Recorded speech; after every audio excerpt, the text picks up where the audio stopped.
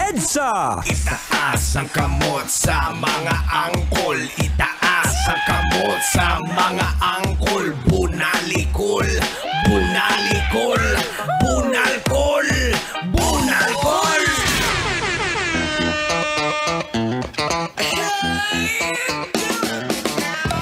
Philippine Standard Time, it is now 30 minutes after 8 o'clock in the evening. Broadcasting live across the city by the bay, this is Metro's #1, 90.7 Love Radio. At syempre kasama pa rin po, the one and only, ang pinaka-henyo sa lahat! Henyo! Hindi na tender, pero Diyose pa rin kag nagaraguma. Siyempre, the prodigy, the one and only, inyo pong abang lingkod, Diego Bandido! Pag may buhok, hindi ako yan! Alright mga kabisyo, nasa huling banat na po tayo ng ating pasada dito sa programang EDSA! That's right mga kabisyo, huling banat na po to, huling hambalos ng ating programa. At sana naman angkol ay hindi ka pa rin inaantok. Gising na gising pa rin ang iyong diwa. Shoutout sa mga Grab drivers na nakatutok sa atin ha. Sa lahat din ng mga truck drivers. Sa mga taxi drivers, bus drivers, lahat-lahat ng mga drivers. Sino pa tang mga drivers ang babatiin mo tang? Ay, siguro yung mga screwdrivers. Malooy ka! O, eto na mga kabisyo, pag-usapan natin. Kasi medyo, a little bit fresh pa naman yung New Year. Kasi ano pa lang din naman tayo, January 10. So parang fresh from New Year at nandun pa tayo sa recovery stage, kumbaga. Oo. Recovery stage in the sense na syempre, nag-New Year, kadalasan ang ginagawa is naglalabas ka ng New Year's resolution mo, di ba? Pero eto mga kabisyo, according sa isang therapist, ang sabi niya, hindi daw dapat tayo gumawa ng New Year's resolution. Oh no!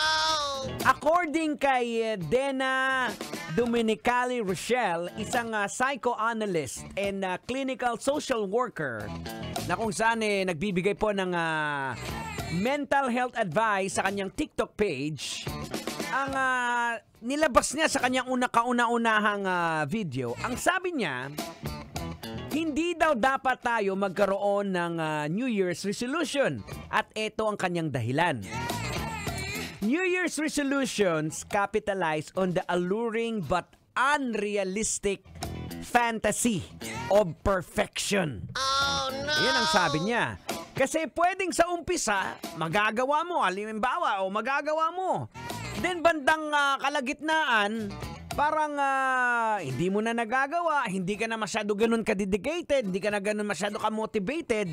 At sa dulo, ngayon mararamdaman mo na parang failure ka. Oh no!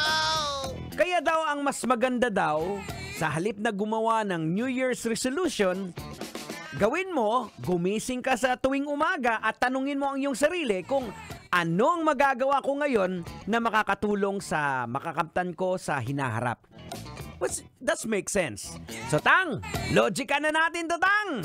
Ay, sige! Panatan mo! Logican mo na yan! Logican na yan! Logican na yan! Logican na yan!